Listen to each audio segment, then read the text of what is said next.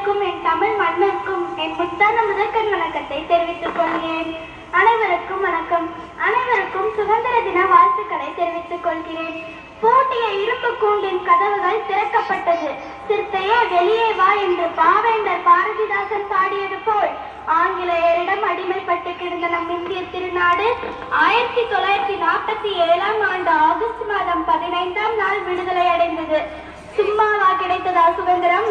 பல லட்சம் பேர் தம் இன்னுயிரை துச்சம் என கருதி பல தியாக மனிதர்கள் தம் உயிரை விட்டு சுதந்திரம் பெற்று தந்ததினால்தான் நாம் இன்று சுதந்திர காற்றை சுவாசித்துக் கொண்டிருக்கிறோம்.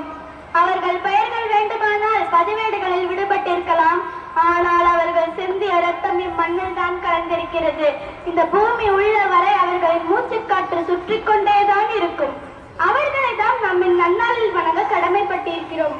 ஆகஸ்ட் 15 என்று சொல்லும் போது ஒவ்வொரு இந்தியரின் மனதிலும் வந்தே மாதரம் வந்தே மாதரம் என்ற தேச உணர்வோடு பொங்கி பூரிக்கும் நன்னாள் இந்நாள். இந்த உன்னத நன்னாளை உல்லாச பயண நாளாக மாறிக்கொண்டிருக்கும் அவல நிலையை வருங்கால இளைஞர்களாகிய நாம் தான் மாற்ற வேண்டும்.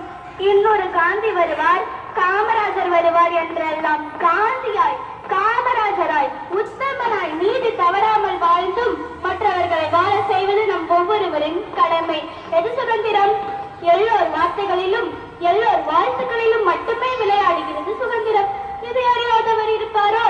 சுதந்திரம் சுதந்திரம் சுதந்திரம், விடுதலை விடுதலை விடுதலை, வீறு கொண்டு எனும் இவ்வார்த்தைகளில் மட்டும்தான் இருக்கிறது சுதந்திரம்.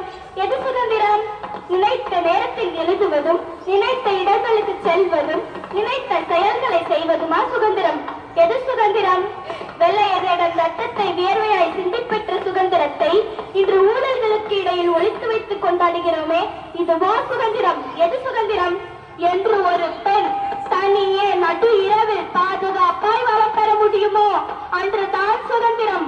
மற்றவர்களின் சுதந்திரத்தை கெடுக்காமல் தடுக்காமல் நம் ஒவ்வொருவரும் நமது கடமையை சரிவர செய்கிறோமோ அன்று மாற்றத்தை சொல்வேன் சுதந்திரம் என்று. அதுவரை வார்த்தைகளால் மட்டுமாவது இருக்கட்டும் சுதந்திரம்.